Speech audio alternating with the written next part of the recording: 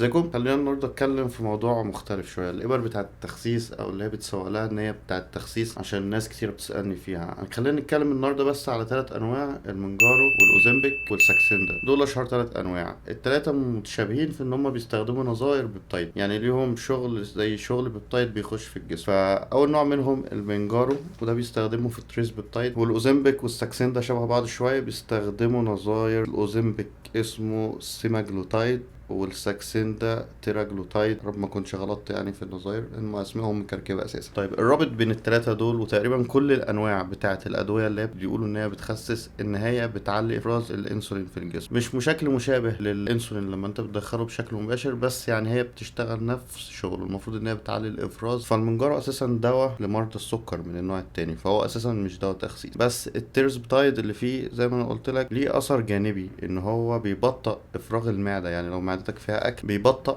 افراغها، فبالتالي انت بتحس بشبع لفتره اطول، فبالتالي انت ما بتاكلش ووزنك بيقل. وطبعا التلاتة شبه بعض، بينزلوا نسبه السكر في الدم، فده برضو بيبقى فيه نسبه من انت يحسسك بالشبع ويخليك ما تاكلش. يعني ده باختصار. يعني يمكن الاوزمبيك والساكسين ده اقرب في طريقه الشغل، لان هما بيحسسوا بالشبع بشكل كبير. المونجارو زي ما قلت لك هو اصلا دواء للسكر، يعني هو اصلا مش دواء تخسيس. طب ما هي ادويه تبع الانسولين وبتستخدمها في تظبط هرمونات في جسمك، وهي اصلا ادويه بتاعت مرضى احنا بنستخدمها في التخسيس. انا ما بستخدمهاش وما انصحش اي حد يستخدمها، وما حد يسالني عليها انا ما بستخدمهاش وما استخدمتهاش قبل كده وما جربتهاش. انا اتعرفت عليها من الناس اللي بتستسهل وعايزه تخس. دكاتره التغذيه معظمهم بيدوا الابر دي على اساس ان هي بيسوقوا لها ان هي بتخسس الوزن، بس اللي ما بياخدوش بالهم زي ما الدكاتره بيسوقوا للابر دي، فهم بيسوقوا برضو العمليات التكميم، والاتنين تقريبا في نفس النتيجه واحده، ان انت في الناحيتين هتقل عضل. يا جماعه فكره ان انا اخس مش ان انا اسد نفسي وما اكلش، يعني هو مش دي فكره التخسيس. لما احنا بنقولها عندنا احنا ان احنا بننشف فاحنا بناكل، يعني احنا ممكن بناكل كميات كبيره، انما فكره انك انت تسد شهيتك وما تاكلش فانت بتخس، انت بتوقع حاجات كتيره، انت توقعش دهون بس. فده انا مش شايفه تخسيس، يعني ده مش نوع من انواع التخسيس. وخصوصا لو واحد عايز مثلا يبدا يخس عشان بعد كده يبدا ياخد سايكل، فانت لو انت عندك كتله عضل فانت اوريدي بتهدها قبل ما تبدا، يعني انت بتضيع حاجه ممكن تبني عليها، فبتوقعها الاول وبعدين عايز تبني من الاول تاني، فالموضوع بيبقى صعب. يعني كل الناس اللي عامله تكميم، كل الناس اللي استخدمت الابر دي بيبقى خسانها مش صحي، يعني انت تحس على وشه ان هو مش خاسس، خسان صحي. ده وقعان مش خسسان، ميه راحت ودهون راحت وخسرت عضل. وطبعا تاثير ان انا اقلل السكر في الدم على طول يعني مش حاجه كويسه برضه. ما هو انت لو مش عندك ممكن بعد كده يجيلك السكر فعلا. لو انت ما عندكش سكر وانت بتستخدمها انت فعلا ممكن بعد كده يجيلك السكر، لان جسمك اتعود ان هو ما فيهوش نسبه سكر كتيره بسبب الانسولين اللي انت عمال جسمك يفرزه طول الوقت. فهي مش حاجه صحيه، عشان كده هتلاقيهم ان هم بياخدوها فتره يوقفوها، وبعد ما يوقفوها يرجعوا يتخنوا تاني، فملهاش لازمه يعني. وبترجع تتخن دهون. في فكره يا جماعه يعني هم مش بياخدوا بالهم منها، فكره ان الانسولين عالي في دمك فالمخازن مفتوحه. يعني لو انت اكلت دهون، يعني انت ممكن تبقى شبعان بس رحت اكلت حته شوكولاته فهتخش دهون على طول، هتخزن دهون. هي مش الفكره انك انت شبعان، الفكره ان في انسولين عالي دلوقتي في دمك هيخزن اي حاجه، ولو كانت بسيطه هتخزن. فاحنا لما بناخد انسولين حر يعني انسولين صرف بنراعي اكلنا، وحتى لو بناخد وهي وبناخد مكملات بناخد حاجات ما فيهاش دهون. في الطبيعي الناس اللي بتخس ما بتاخدش بالها من ده، هي معتمده ان انا باخد الابر فبشبع، وممكن كمان شويه مثلا لقيت اي حاجه قدامها فيها دهون هي مش هتحسب طبعا فتروح بلعه، وبكده انت بتخس. في المحصله هتلاقي نفسك بتقع، ما انت عمال تقع عضل. ان انت تفقد عضل اسهل كتير من انك انت توقع دهون. فالناس اللي بتسالني على المنجارو والساكسين ده، الساكسين ده في مصر يعني انا ما اعرفش المنجارو في مصر ولا لا. انا قبل ما اسافر ما كنتش اعرف حاجه عن الابر دي يعني، بس في ناس في مصر، حتى في حد لسه سألني في مصر على الساكسين ده، فانا ما بنصحش بيهم، دي توقيع عضل. هتقولي طب ما انت بتاخد كلين بتاخد استنازول. يا جماعه الاستنازول والكلين حاجه تانية، الحاجات دي بتساعدك تحافظ على العضل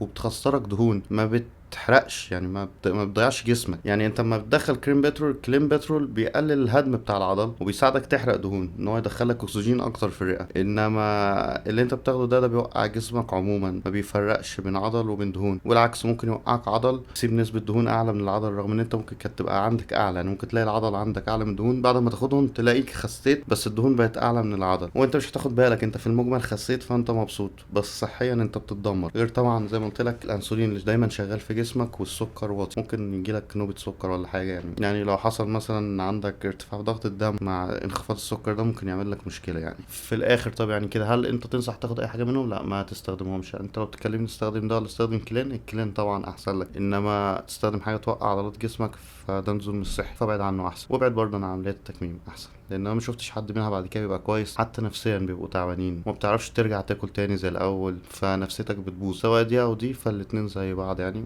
ولو حبيت تعمل بعد كده جسم هيبقى الموضوع صعب، مش زي ما انت متخيل. لو انا خسيت هبدا ابني عضلات، الموضوع مش سهل كده. ده كان كل حاجه عن الثلاث انواع اللي انا اتكلمت عليهم. وفي انواع تانية يعني مختلفه كتير، في انواع تجاريه كتير بتعتمد على نفس الشكل، ان هي بتشتغل بنفس الطريقه، ان هي بتخفض نسبه السكر في الدم. فانت لو مش مضطر ليها بلاش تاخدها احسن يعني. لو في حاجه تانية قصتوها اكتبها لي في الكومنتس. متنساش تعمل فولو على تيك توك وتعمل هنا سبسكرايب. يلا سلام.